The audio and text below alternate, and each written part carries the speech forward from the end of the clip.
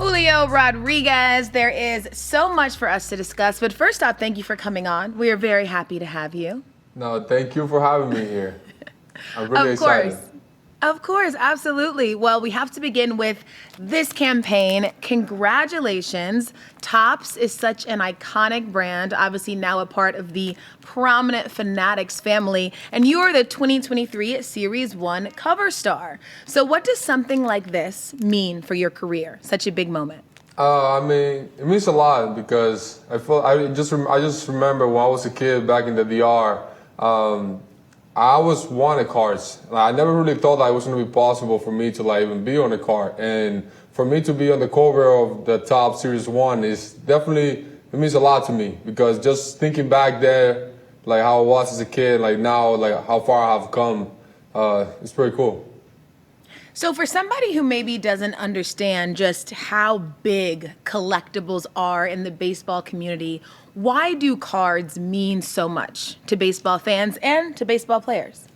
I just feel like you always see it as a kid. I feel like coming up, I remember I used to always see them, and it's kind of having a part of the player that you look up to or one of your favorite players. So I feel like that's kind of what it means. It's gonna have that little part of somebody that you look up to or that you basically root for.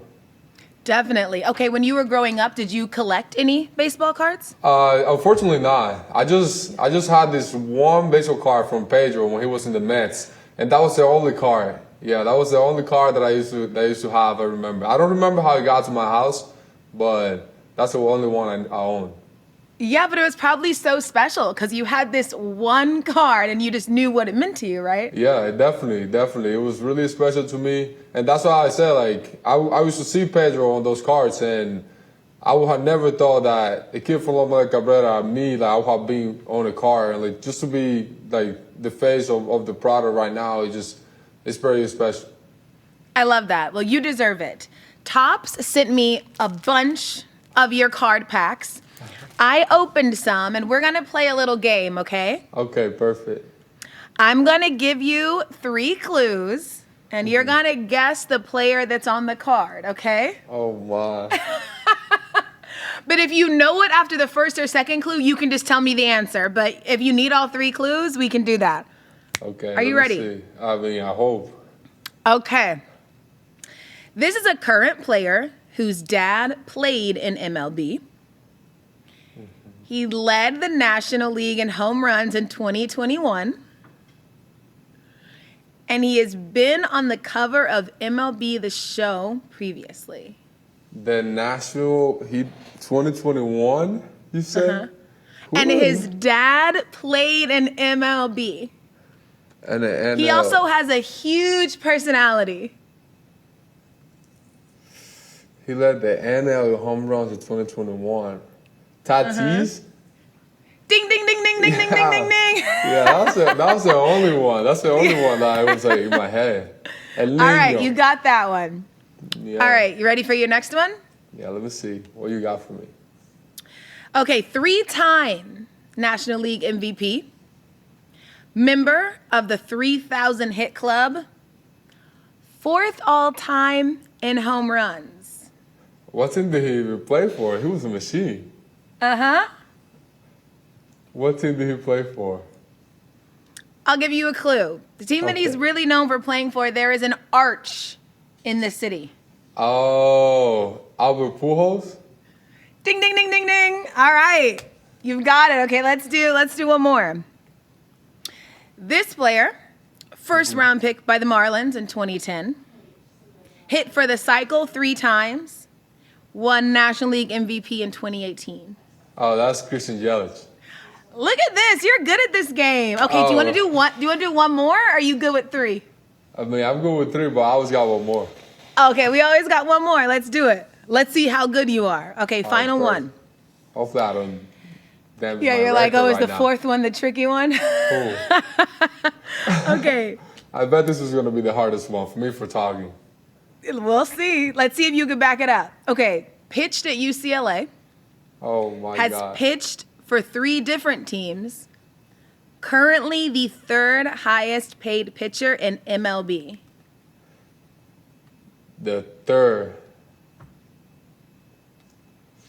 The third highest. And when people think of him, a lot of people think of the place and the city that I'm in right now. Jacob DeGrom. No.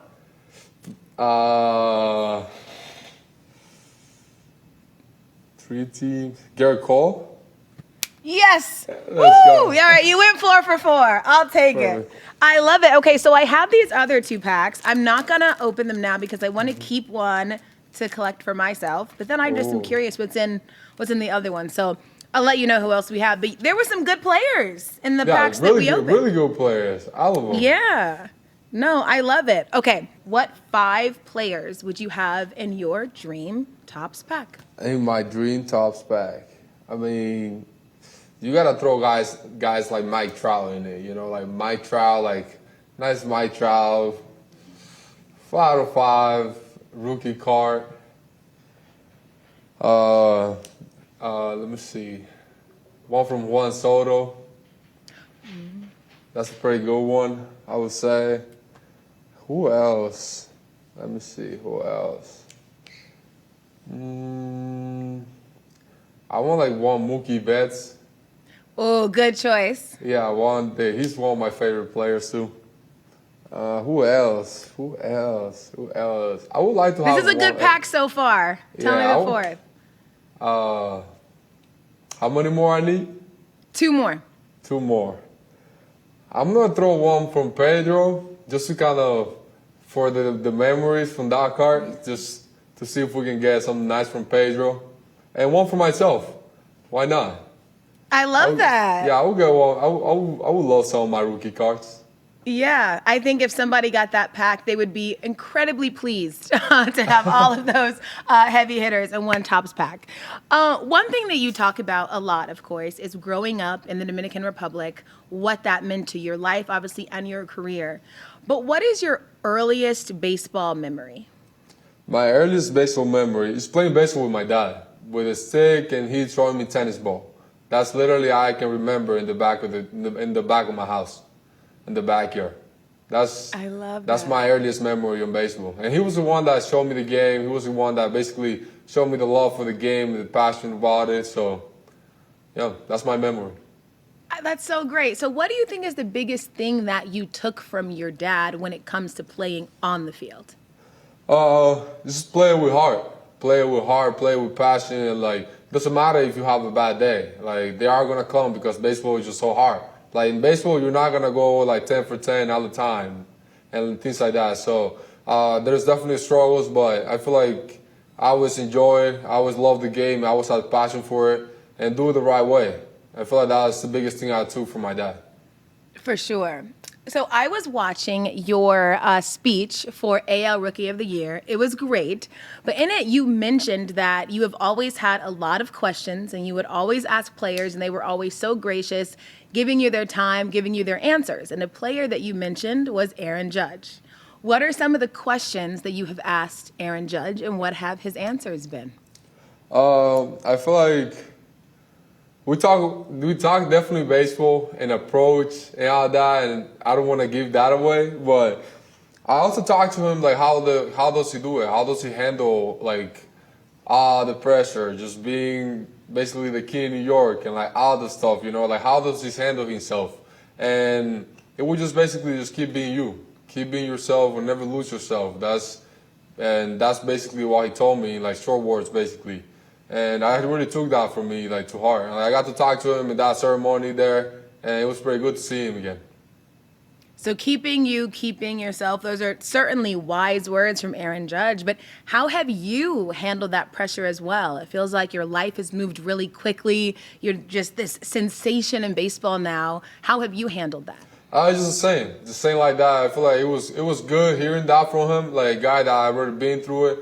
And he just basically gave me reassurance that what I've been doing is right, you know, and just kind of stay on my lane, been doing my thing, trying to get better, like working, basically keep doing what got me here. That's basically how I'm approaching it. Mm-hmm. Absolutely. In that same speech, you said that people should never let somebody put limits on them. that they should know that they can do whatever it is they set their mind out to do. Can you give me a moment that maybe somebody doubted you and you proved them wrong? I feel like when I was coming up through the minors, I feel like there's a lot of people, like everybody pretty much, they always had that stamp on me that I wasn't going to be able to run, or I wasn't going to be able to play in center field or things like that, that I was going to be at most a good right fielder because I wasn't going to get thick. And even whenever I first signed, oh, he's going to get chubby whenever he's like 20-something or like 21, or he's just half a bat, he doesn't play defense very well, and things like that. And I feel like I'm not going to be whoever you want to be. I know what I got inside of me. I know all the work that I've been putting in. I know all that. You don't know that. You're not next to me every day whenever I'm working. And I feel like all those things coming up through the minors, that's the label that people had on me. I was like, okay, like whenever I have the time, you guys are all going to see. And I wasn't talking back on people. I wasn't saying, oh, no, you're wrong for thinking like that. I was just outletting them. I feel like my only duty was to go out to the field and show them what I'm really capable of and who I really am. So that was kind of that was kind of something that I took from my experience, and I just encourage people to just go out there and do that. If you're doing whatever, if you're playing baseball, basketball, soccer, football, being a doctor or like whatever, like if you know you got your talent, if you know you have put in the work, and you know you got it inside of you, don't let nobody take that away from you. So that's kind of that's why I said it, and that's why I keep encouraging people on that. I love hearing that because you really have to be super strong mentally to hear all of these things that people are saying about you, soaking it in, but turning it around and knowing who you are and proving those people wrong. Did you always know that all of these things that you are now have always been inside of you? If I say no, I will be lying. I feel like I have always been working towards something, and I feel like this is all part of that hard work. And I feel like we always had a vision, and like thank God and like all His blessings, like we are able to be here right now. And I'm just grateful for the people that I had around me, that they pushed me to be here and they believed in me. They were as in as I was with me, so I feel really grateful for that. Well, I'm very glad that you've had that mindset because look at all the places that it has taken you so far. And obviously, so much further to go. And this might be a bit of a loaded question, but when you think about your talent, what you have done so far, what you will be able to do, how good can you be? What's that ceiling? I mean, I don't know how good I can be. I just feel like I never really think about that. I feel like I always think of how good can I be today? Like how good can I do this at the gym? How good can I do this in the cage? How good can I handle myself throughout the day? And I feel like that have helped me to kind of take out a lot of pressure of like expectations for like farther things. I feel like at the end of the day, if you do the right thing right now, it's gonna take care for everything else and the rest. So that's kind of how I approach it, just one day at a time, and just kind of have fun with it and like enjoy it where my feet are at. How good were you today? I was pretty good. I really liked it. I feel like we got better today. Good. What are some markings for you to know, okay, today I got better, I improved, I put in the work that I needed to do in this moment? How do you know? I just feel like whenever I get really tired, whenever I don't have fuel inside of me, whenever I just feel my body so beat up that I'm just all sore and like my body's feeling it, I feel like that's when I know like, okay, we're working. Because if you go to the gym and like whenever you're done, like you feel good and you can walk straight and like you can do all that, I feel like I don't think you work the hardest you got. So I feel like whenever I feel my body just running empty and like getting so tired, or like getting dizzy, getting nauseous, and like all those things, I feel like that's whenever I hit my limit, and that's whenever I try to keep pushing it a little bit, and like I feel like that's when I know, okay, I think we got better today. Good. Pushing yourself to kind of that breaking point, that's how you know that you've done everything that you can in that moment. I love that. Yep. I'm going to adopt that. Okay, so we have seen your Rookie of the Year season. What would an MVP season look like for you? I mean, it definitely has to be better because if you see the guys around the league, the way they play and outstanding ball. So I just feel like it just has to be better, and I gotta keep pushing myself, and there is no other way around it. The way that to do an MVP season, we just gotta be better than everybody else, basically. And at the same time, I like to win. I like to win. I feel like I want to win with my team, and yeah, that's what it's all about. MVPs are cool, but I feel like winning are even more cool because you're doing it with your whole crew, basically. Yeah. And winning is the answer to all things, right? Yep. And that also means that, you know, your team is clicking in the ways that it should, but it also means that every person is excelling at their role. And when you do that, all of those personal accolades just come along with that initial teamwork. So that's it. That's an amazing way to look at it. So when I was researching for this, obviously I was looking at a lot of different articles. I know that you're only 22 years old, but there are so many pieces of work about whether or not you are going to be a Hall of Famer. And I'm like, okay, he's 22 years old, and we are putting all of this onto him. But obviously, you know, I think it's great because people see the promise and the talent that you have within yourself. But do you ever feel pressure, or do you see it as opportunity, or does it feel like a high expectation for people to have on you so young? How do you view it? I mean, I feel like having a Hall of Famer career, it just means to me that you did everything right. That you did everything right on and off the field. And to be honest, to have people considering that I could be one of those people, it gets me excited, you know, it gets me more motive to keep working. It's like, man, that's a really good thought you had of me. And like that if you were thinking that I could do that, maybe I can. So like it gets me motivated to kind of keep on going and like keep on working hard, like putting the work in. It just kind of motivates me more. No, I love that, as it should. So speaking of, you became the fastest rookie in baseball history to record 25 home runs and 25 stolen bases. What does that say about your game? That I'm a little bit diverse and that I can do different things maybe on the field. He says humbly. I mean, no, it's super impressive, and I just think that it's really great, especially as we talk about growing the game of baseball and getting, you know, the younger generation into it. For there to be such exciting and diverse and versatile players, that really helps in terms of people tuning in and wanting to really enjoy the game. And you are one of those people that's going to be the face of MLB. What does that mean to you? I mean, I don't really think about it so much about being like the face of MLB and all that. I feel like I was trying to like enjoy myself and try to like motivate people, motivate kids to like achieve who they want and like become who they want to become. To have people consider me the face of baseball, something like that, I mean, it is pretty cool. It's pretty cool, you know, but I don't really got like think about it so much. But if there's kids that are going to be seeing me, kids that are going to be getting motivated by it and like seeing me over there, I feel like I will always just try to do the best thing I can to keep giving them a good example. If they're going to see me out there, I feel like they got to see me doing the right thing all the time. For sure. Okay, we have to talk about my favorite thing. That is the home run derby. I love the home run derby. Okay, so we all saw you compete, put on a crazy show. I want to know about the preparation that goes into competing in that event, because I'm sure it's pretty strenuous. I feel like it was a new event for me because I feel like I knew I could hit home runs, but I've never gotten into a serious home run derby. Like, I have done it with my friends and all that, but it was not like so serious like that. And I remember whenever I called the guy that threw me BP, his name is Frammy. I gotta tip my cap to him. Like he's a man. He was just throwing perfect at the time.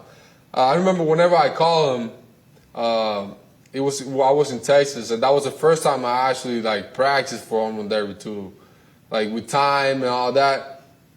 I remember it was pretty tiring. But after like a few rounds, I kind of like got used to it, and like just getting the reps on it, like, and just do it over and over and over. That's kind of like where the trick's in. Just kind of how consistent can you really be, like getting into your power. So, I mean, it was tough, but it was fun at the same time. So, I really enjoyed it. So, was competing in it harder or easier than you thought? I had a lot of fun with it. I thought, it's not that I felt like I just feel like I just enjoyed it a lot. I didn't think it was hard. Like, I didn't think it was like something different that what I have done before. It was different stage for sure, but I feel like in my head I was hitting BP, just trying to hit home runs. Like, yeah, that's kind of how I view it, and like people were there just to watch me do that. So Yeah.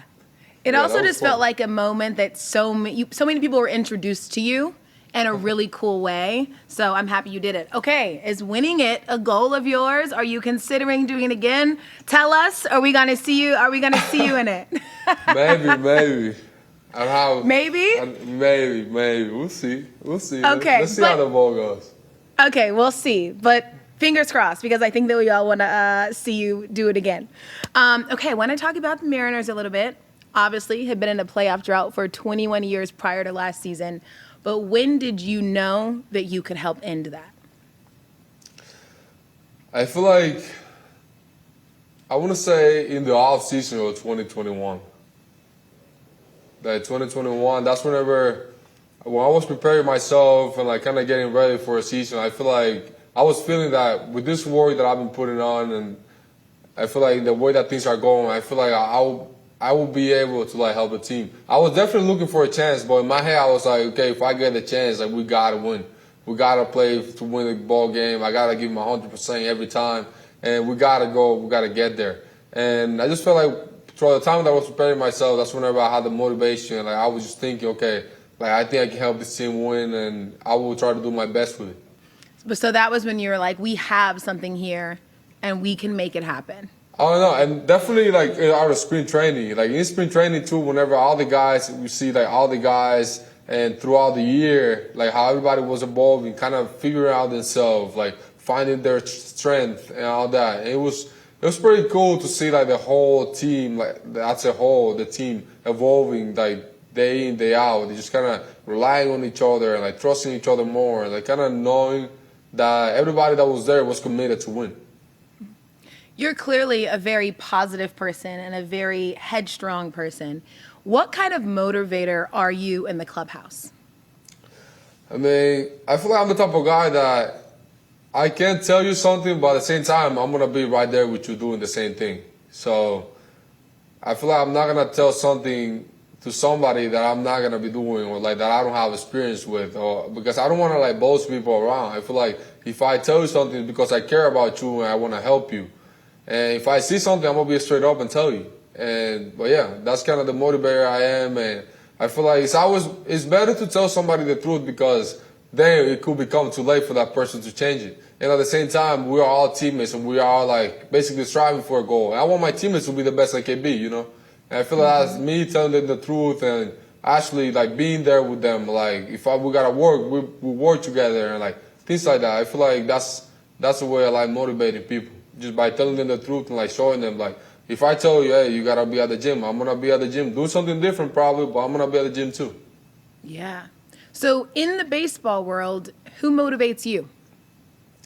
I feel like a lot of guys. I feel like my teammates, opposing players, like pretty much everybody I can find motivation into. Like if we play a game and we lose a series against any team, I feel like they motivate me to kind of be better for the next time I see them, to try to beat them and get the best out of the series, you know. So I feel like everybody, guys on my trial that he plays really good against us, unfortunately, and things like that. So I feel like all of those guys motivate me, everybody, pretty much.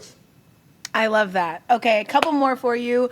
Julio, as you know, I cover a lot of the NBA. I think that when we first met, we were talking about that some. Are you a big NBA fan? I do enjoy watching NBA. Who are some of your favorite players? Oh, definitely guys like LeBron, Kyrie, KD. Oh, so many. Stephen Curry. Oh, so many of them. I really enjoy watching NBA games. Seattle already has such a vibrant sports scene, but if they brought back the Seattle Supersonics, that city would go crazy. I mean, you gotta start the campaign to bring them back, Julio. I mean, I will hope. I feel like it would be pretty cool, because I feel like the sports in the city is just growing. So For sure. Yeah, it's growing a lot. So it would be good if we have the Supersonics back over there. Yeah, you guys have very strong men's sports and strong women's sports. So I love visiting Seattle. I do want to talk about the World Baseball Classic because there's so much talent on Dominican Republic's team. Just how stacked is that roster? I just gotta say, we got a pretty good team. You know, we got a pretty good team, and I know those guys are gonna be ready to compete. How does it kind of change and up that passion, when you're playing for the DR? It's just different. You're playing for everything you represent, like everything you can possibly represent, everything that made who you are. All the people back home, everybody that was in the neighborhood with you, like your friend, like friends, families, people that you know. I feel like you're representing all of them.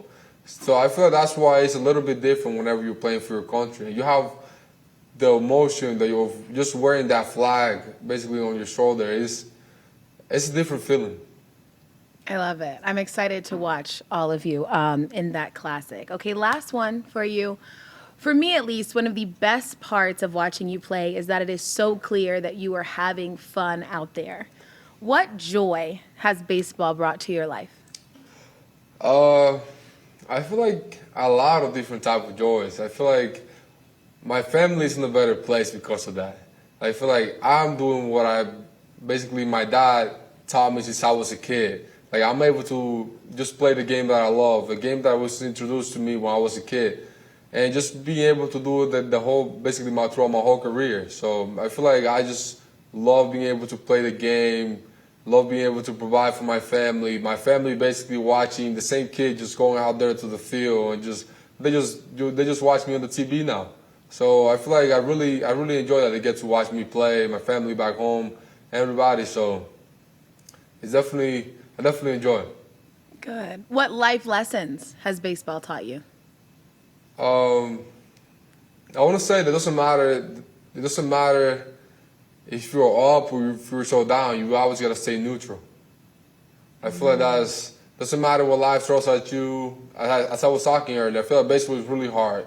You're always going to be struggling. You're always something bad is happening. So you always got to stay calm. You always got to be able to analyze and think things through properly. So you cannot be feeling so up or feeling so down whenever you're taking decisions like that. So I feel like that's something that baseball really taught me, to kind of be always on that same wavelength and not always be too high or too low. And I always kind of enjoy everything and just keep moving forward.